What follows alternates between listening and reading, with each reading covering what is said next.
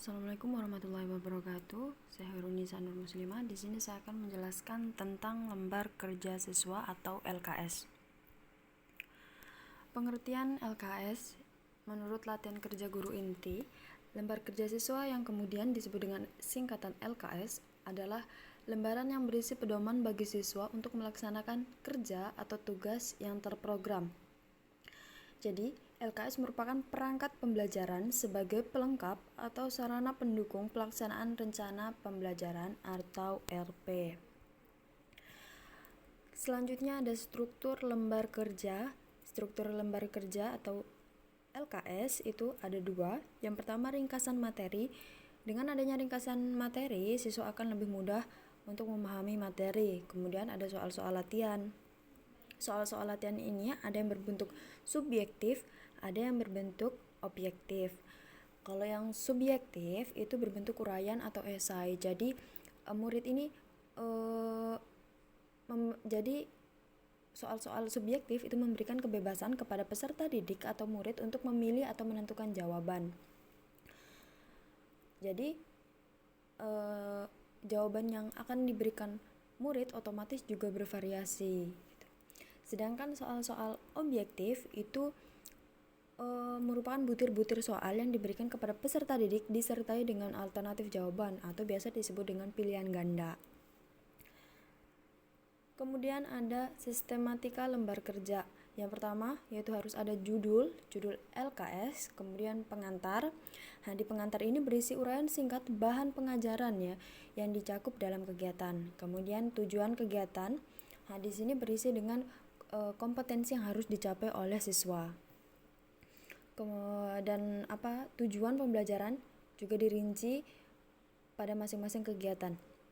Kemudian ada alat dan bahan, yaitu alat yang digunakan dalam melakukan kegiatan. Kemudian langkah-langkah kegiatan. Langkah-langkah kegiatan ini ada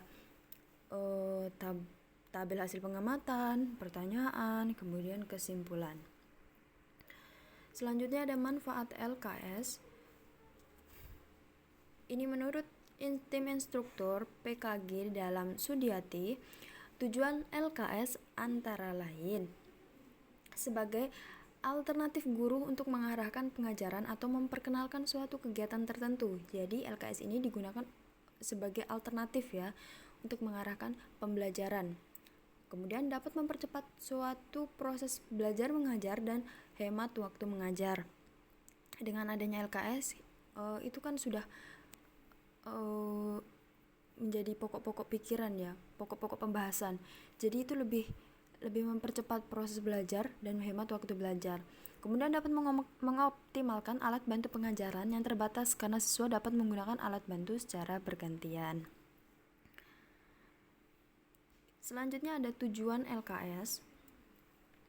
Tujuannya yang pertama itu melatih siswa berpikir lebih mantap dalam kegiatan belajar mengajar. Karena di situ kan sudah ditulis langsung poin-poinnya, jadi tidak perlu bertele-tele ya.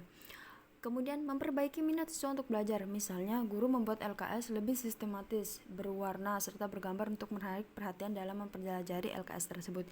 Jadi dalam LKS juga bisa diberi gambar atau apapun yang bisa menarik perhatian peserta didik.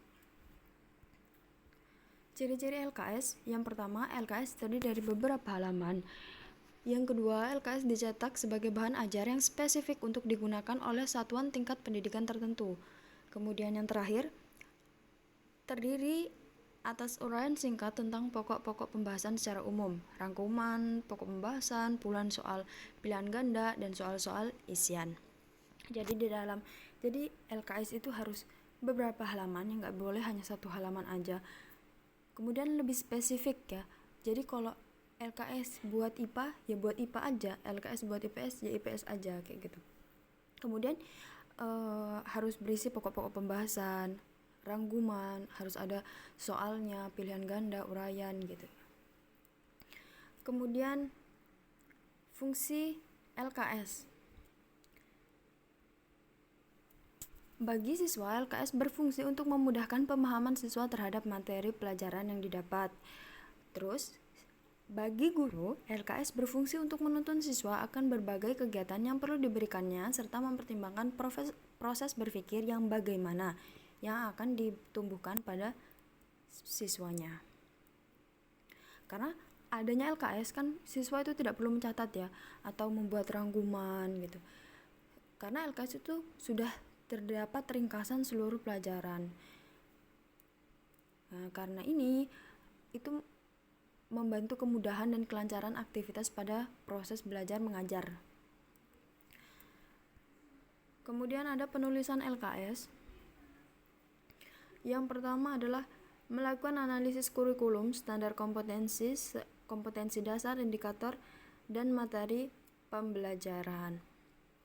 Jadi harus KI, KD, indikator apa semuanya itu harus melakukan analisis dulu, kemudian menyusun peta kebutuhan LKS, kemudian menentukan judul LKS, menulis dan menentukan alat penilaian. Kemudian ada macam-macam LKS. Yang pertama, LKS berstruktur. LKS yang berstruktur itu memuat informasi, contoh, dan tugas. LKS ini dirancang untuk membimbing peserta didik dalam suatu program kerja atau mata pelajaran dengan sedikit atau sama sekali tanpa bantuan pembimbing untuk mencapai sasaran pembelajaran. Sedangkan kalau LKS tak berstruktur, yaitu LKS yang berisi sarana untuk materi pelajaran sebagai alat bantu kegiatan peserta didik yang dipakai untuk menyampaikan pelajaran. LKS merupakan alat bantu mengajar yang digunakan untuk mempercepat pembelajaran. Contohnya LKS tak berstruktur ini itu lembaran yang memuat suatu kelompok data atau sajiannya berbentuk grafik. Kemudian contoh selanjutnya itu lembaran berupa kertas bertitik atau kertas berpetak atau kertas milimeter. Oke, cukup sekian yang bisa saya sampaikan, kurang dan lebihnya saya mohon maaf. Wassalamualaikum warahmatullahi wabarakatuh.